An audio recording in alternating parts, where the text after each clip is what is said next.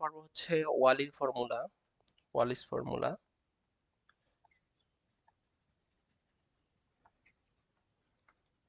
তো ওয়ালি কি বলে গেছে?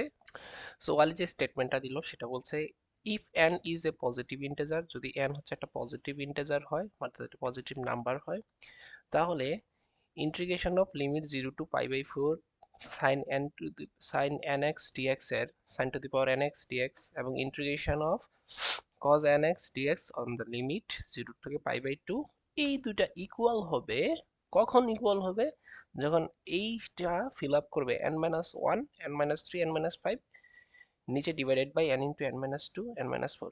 যদি n হচ্ছে ইভেন নাম্বার হয়, তখন দেখো ইভেন নাম্বার যদি হয় তাহলে তো এটা 5-3 উপরে আসবে 5-3-1। দেখো কিভাবে আছে 5-3-1 আসে উপরে। যদি ইভেন মানে জোড় সংখ্যা, জোড় সংখ্যা হলে কি হবে? জোড় সংখ্যা ধরো ধরো এখানে আমি জোড় সংখ্যা দিলাম 10, 10 বিয়োগ 1 কত আসবে? 9। তারপর একটা কত আসবে? 8, 8 বিয়োগ 1 সমান সমান কত হবে? 7। পরেরটা ধরো হচ্ছে এই 6, 6 বিয়োগ 1 কত আসবে? 5। তো এরকম করতে করতে 4 বিয়োগ 1 সমান সমান 3, 2 বিয়োগ 1 সমান সমান 1। তাহলে দেখো লাস্টে এরকম করতে করতে 5-3-2, তাহলে উপরে যদি 5-3 হয় নিচে অবশ্যই জোড় সংখ্যা হবে 6-4-2, লাস্টে π/2 অ্যাড গুণ হবে। আর যদি এগুলো হচ্ছে, এগুলো কিন্তু একই সাথে এরকম ইনটু ডট 5/π/2। আর যদি বেজোড় সংখ্যা হয় তাহলে দেখো বেজোড় সংখ্যা 3 থেকে 1 বিয়োগ দিলে কত? 2। তারপর 1 থেকে 1 বিয়োগ দিলে 0। তো 1 থেকে 1 বিয়োগ দিলে 0 দিলে তো পুরোটা 0 হয়ে যাবে, তাই ওইটা আর করবো না। তাহলে বেজোড় সংখ্যার বেলা উপর হবে 6/2 আর নিচে হবে 5-3-1। তো এইটাই হচ্ছে ওয়ালির ফর্মুলা, যেটা হচ্ছে প্রুফ করে দেখাইতে হবে। ওকে, আমরা এখন দেখবো প্রুফ, কিভাবে প্রুফ করা হয়।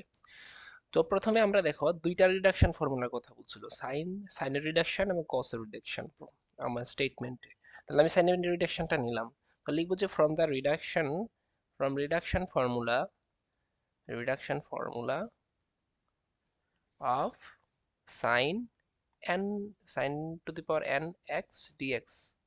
হ্যাঁ, উই গেট, আমরা কি পাইছিলাম যে রিডাকশন ফর্মুলা করার পর এই যে এই in সমান কি পাইছিলাম আমরা? মাইনাস সাইন n-1 x, তারপর into cos x divided by n plus n-1/n reduction sin n integration of sin n-2 into x dx, এটা পাইছিলাম আমরা রিডাকশন করে। আচ্ছা, তো এখানে যখন আমি ওয়ালের ফর্মুলাটা করছি তার লিমিট ছিল 0 থেকে π/2 এই রিডাকশন ফর্মুলাতে। তাহলে এখন আমি যদি এটা থেকে রিডাকশন ফর্মুলাতে আমি লিমিট বসাই, if we use limit we get, দেখো আমার উই গেট, দেখো আমার লিমিট ছিল 0 থেকে π/2 পর্যন্ত। এখন বলো এইখানে আমি যদি লিমিট বসাবো তাহলে এইটাতে একবার লিমিট পড়বে, হ্যাঁ, এটাতে আমার লিমিট পড়বে, এটাতে আমার লিমিট পড়বে। আচ্ছা, এখন আমি যদি এগুলোতে লিমিট ফালাইতে চাই, ধর বলো যে এখানে সাইন আছে কজ আছে, লিমিট আমি বসাবো 0, তো 0 তো ব্যাপার না, ব্যাপার হচ্ছে π/2। π/2 যদি আমি বসাই কজ এক্স এর মধ্যে, কজ 90 ডিগ্রির মান কত? 0। তাহলে যখন আমি লিমিট বসাবো এটা টোটালি 0 হয়ে যাবে। আবার যখন 0 বসাবো এটার মান 1 থাকবে, কজ 0 ডিগ্রির মান 1, বাট সাইন 0 ডিগ্রির মান কত? 0। অর্থাৎ লিমিট আমি যেটাই বসাই না কেন এই টোটালটা 0 আসবে। তাই আমি বলবো যে আই সমান সমান, এটাতে যখন আমি লিমিট বসাবো এই পাই থেকে π/2 0 থেকে এই sine n to the power x dx এর যখন আমি লিমিট বসাবো তখন এইটা হয়ে যাবে 0 প্লাস n-1 n, এটাতে লিমিট বসবে π/2 সাইন n-2 x dx। বুঝতে পারছো? অর্থাৎ লিমিট বসাইলে π/2 বসাইলে cos 0 হবে, 0 বসাইলে আবার এটা 0, অর্থাৎ আমি যেটাই বসাই না কেন আলাদা আলাদা 0 এটা আসবেই, অর্থাৎ এটা টোটালি 0 হয়ে যায় লিমিট বসাইলে। তাহলে লিমিট বসতে পারবে শুধু এটাতে বসবে, কারণ এখানে আমার সাইনের মান হচ্ছে আমি 0 বসাইলে 0 আসবে, কিন্তু π/2 এর তো মান আসবে, সেই জন্য আমরা এইখানে এই মানটাকে রাখতে হয়েছে। ওকে, নাও আমরা পরের স্টেপটায় চলে যাব। এখন আমরা বলবো যে এই যে সুতরাং আমরা বলবো যে π/2 0 সাইন n x dx সমান সমান আমরা পাইছি n-1 π/2 0 sin n-2 x dx। ওকে, এটা পাইলাম আমরা। এখন এই ভ্যালুটা একটু খেয়াল করো, আমার এই প্রমাণে n-1 n, তাহলে এই অংশটা আমার কমপ্লিট হয়ে গেছে। এবার আমি এটা আনতে হবে, এটা আনতে হবে, এটা আনতে হবে, এটা আনতে হবে। তাহলে আমি কিভাবে পারবো? ওফ, এখন আমরা যখন n পাইছি তখন হচ্ছে এই n-1/n আসছে। আমার সূত্রের এতটুকু হচ্ছে কমপ্লিট হয়ে গেল n এর কারণে n-1/n। তাহলে আমার নেক্সট স্টেপগুলো আমি নিয়ে আসবো কিভাবে? দেখো, এই n এর জায়গায় যদি আমরা n-2 বসাই, কারণ আমি জানি 2 ঘর করে করে কমতেছে, এখানে কয় ঘর করে করে কমতেছে? 2 ঘর, 1 3 5 0 2 4, তাহলে 2 ঘর করে কমতেছে। তাহলে আমরা এই ফর্মুলাতেই আমরা 2 ঘর করে কমাবো। ওকে, লিখবো লিখবো এই যে π/2, সুতরাং π/2 sin n-2x dx সমান সমান কি হবে তাহলে?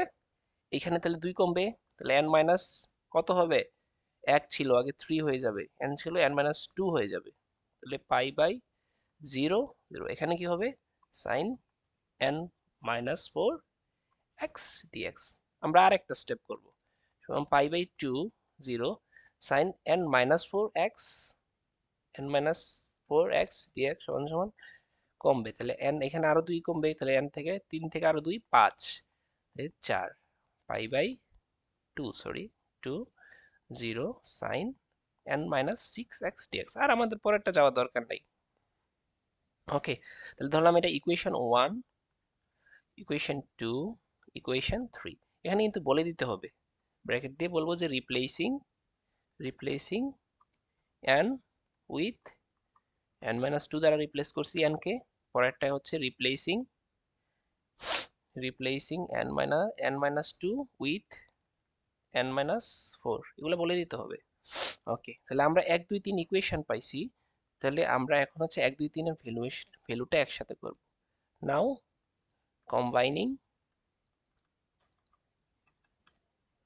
কম্বাইনিং না বলে আমরা বলবি নাও বলি পুটিং, হ্যাঁ, নাও পুটিং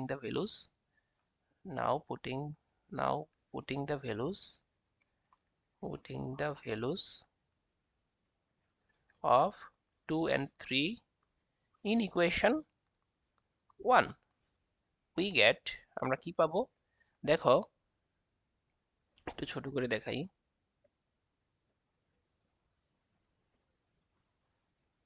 দেখো, এই যে আমি এখানে integration of π/2 0 sin n x dx সমান প্রথমে ছিল n-1/n। এখন এই অংশটার ভ্যালু কত পাইছি? n-3, এইটা, তাহলে লিখলাম ইনটু, সরাসরি এখানে বসাই দিই, ইনটু n-3, নিচে হচ্ছে n-2। পরে দেখো এই অংশটা বাকি লিখবো, কিন্তু এই জায়গায় এইটার ভ্যালু আবার কত পাইছি? Into n-5 n-4। ওকে, এবার আমি এটা বসাই দিই, π/2 0 sin n-6x dx। বুঝতে পারছো? জাস্ট হচ্ছে এইটার ভ্যালুতে আমি এই মানটা বসাইছি, আবার এই মানটার ভ্যালুতে এইটা বসাইছি, জাস্ট ডিরেক্ট বসাই দিলাম। ওকে, যেহেতু প্রথমে আমরা এখানে একটা শর্ত ফেলাবো, ইফ এটা যদি ইভেন নাম্বার হয়, ইফ, আমরা এতটুকু কাজ শেষ, এখন আমরা হচ্ছে শর্ত ফলাবো। If n is an even number, তাহলে it will be, ওকে আসো, যে কি পাইছিলাম, π/2 0 sin nx, এটাকে এখানে nx হবে, nx dx সমান সমান n-1 into n-2 n-4 n-3 n-5। আমরা এর আগে দেখাইছিলাম যে এরকম করতে করতে, ধরো যে 6 থেকে 5, যেহেতু জোড় সংখ্যা বলছি, তাহলে জোড় সংখ্যা 6 থেকে একবার দাও 5, তারপর 4 থেকে 3 বার দাও 2, সরি হচ্ছে 3, মানে সরি এরকম, ধরো যে 6 থেকে একবার দাও 5, তারপর 4 থেকে একবার দাও 3, এরকম করতে করতে এই দেখো এই নাম্বারটা তাহলে ইভেন হলে কি হবে, এক সময় 5 3 একে এসে থামবে, তাহলে নিচে কি হবে, 6 4 2। ওকে, তো 6 4 2 করতে করতে দেখো, যখন 5 ছিল তখন এখানে হচ্ছে তোমার 6, তাহলে যখন এখানে 1 আসবে তখন এখানে কত হবে? ক্লিয়ারলি বলো যে 5 ছিল যখন 6, তাহলে যখন 1 আসবে তখন কি হবে? 1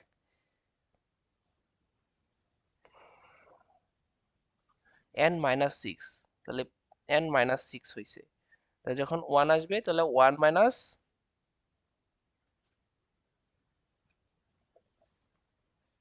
আচ্ছা দেখো, সরি, যখন এখানে হচ্ছে 1 ছিল, এই এইখানে 1, এখানে হচ্ছে আমার আস্তে আস্তে কমতেছে, তাহলে 1 আসছে পরে এটার পাওয়ার হয়ে যাবে 0 x dx আর লিমিট, তাহলে এইটার ভ্যালু কত হবে? শুধু x হবে না, কারণ আমরা জানি এটা 1 হয়ে যাবে, তাহলে কি হবে? n minus 1, n, n by 2, n by 3, n by 5, n by 4, 5 3 1 6 4 2, দেখো এখানে শুধু কি থাকবে? 6 4 2, এটা 1 1 dx, তাহলে আমরা জানি কোনো কিছু না থাকলে শুধু dx এর ইন্টিগ্রেশন কি হয়? শুধু x, তাই না? x, তাহলে এই যে x, উপরে উপর আপার লিমিট, নিচে লোয়ার লিমিট। আচ্ছা, লিমিট তো 0 বসালে কিছু হবে না, শুধু পাই বাই 2 বসবে, তাহলে পাই বাই 2 বসালে কি হবে? n minus 1, n minus 3, n minus 5, n into n minus 2, n minus 4, এভাবে করতে করতে 5 3 1 6 4 2, জাস্ট জিরো লিমিট তো আমরা জিরো বসে যাবে। আহ, আগে তো আপার লিমিট বসবে, তা আপার লিমিট বসলে পাই বাই 2 হবে, আর জিরোর তো কোনো ভ্যালু নাই, তাই আমার লেখার দরকার নেই, সুতরাং এটা আমরা পাওয়া গেলাম। এবার আসি ওড নাম্বারের জন্য। If n is odd number, তাহলে কি হবে? সেম পাই বাই 2 ও সাইন এন এক্স ডিএক্স সমান সমান, এটা তো থাকবে, আমরা তো ওইটাতেই দেখলাম, ওই ফর্মুলাটা জাস্ট ডিরেক্ট লিখে দিব, সরি 1 3 5 2 4, এরকম করতে করতে আমি বলছিলাম উপরে আসবে জোড় সংখ্যা, নিচে আসবে বেজোড় সংখ্যাগুলা, এবং সিমিলারলি পাই বাই 2 0, ওইখানে 0 হয়েছিল, তাহলে এইটাতে হবে 1, দেখো 2 এর পরে কত আসবে? 1, তাহলে সাইন এক্স ডিএক্স ডিরেক্ট আসছে। এখন সাইন এক্স এর ইয়ে কি হয়? মাইনাস কজ এক্স, তাই না? তাহলে n মাইনাস 2, এটা এটা আমি আর লিখলাম না, তোমরা হচ্ছে এই এটা বরাবর লিখে ফেলো, আমি এটা ডিরেক্ট লিখলাম। দেখো, যখন আমি এটার যখন আমি এটার ইন্টিগ্রেশন করব, সাইন এক্স ইন্টিগ্রেশন কি হয়? মাইনাস কজ এক্স, তো মাইনাস কজ এক্স লিমিট বসবে উপরে পাই বাই 2 0। এখন দেখো কজ 0 ডিগ্রির মান 1, আর পাই বাই 2 এর মান cos 90 ডিগ্রি মান 0, তাহলে মানে আমি জানি আগে আপার লিমিট বসে, আপার লিমিট মাইনাস লোয়ার লিমিট, তা আপার লিমিট 0 আসতেছে, 0 মাইনাস লোয়ার লিমিট আসতেছে, আগে থেকে মাইনাস ছিল একটা, লোয়ার লিমিট আগে থেকে একটা মাইনাস ছিল, আর তার সাথে আমি লোয়ার লিমিট আসবে যখন বসাবো, এই লোয়ার লিমিট আসবে, আগে থেকে একটা মাইনাস ছিল আর লোয়ার লিমিটের জন্য মাইনাস, তাহলে হয়ে যাবে প্লাস 1, তো 1 তো লেখার দরকার নেই গুণ দেওয়ার, এই জন্য আমার যা আছে তা n minus 1, n minus 2, sorry n minus 3, n minus 5, n into n minus 2, n minus 4 into 6 2 4, একটা করতে করতে 5 3 1 হিসাব শেষ হবে, এটা হচ্ছে বেজোড় হওয়ার শর্ত।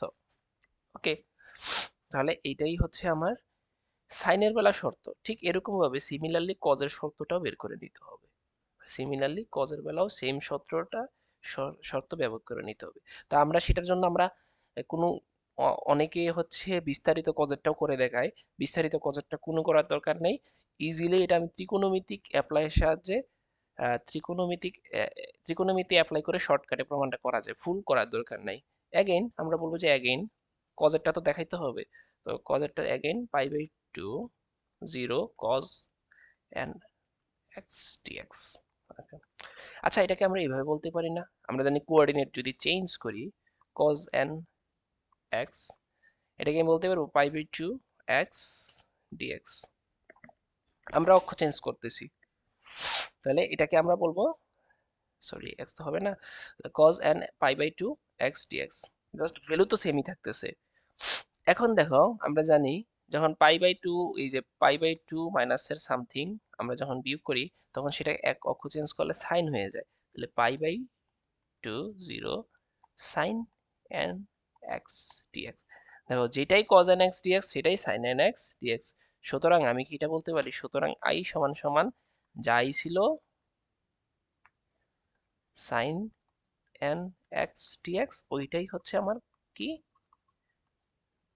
Cause N x dx. সাথে সাথে এটাও লিখে দিবা যে এখানে এই শর্তটা যে n into n minus, sorry n minus one, n minus three, n minus five, n into n minus four, n minus two, n minus four, এরকম করতে করতে এখানে হবে সিক্স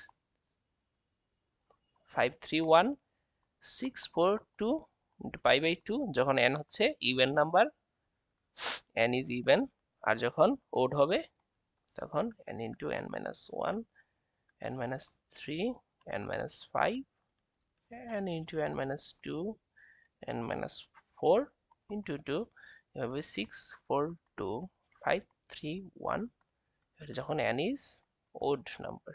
জাস্ট এটাই হচ্ছে ওয়ালের ফর্মুলার প্রমাণ, এবং এটা এই আসার সম্ভাবনা খুব বেশি, বোটেক্স অ্যাফিলিয়েটেড কলেজ বলো, বোটেক্সের কোশ্চেনে বলো, আসার সম্ভাবনা একটা হিউজ। এখন আমরা এখান থেকে একটা ম্যাথ দেখব কিভাবে হচ্ছে এটা থেকে ম্যাথ করা যায়।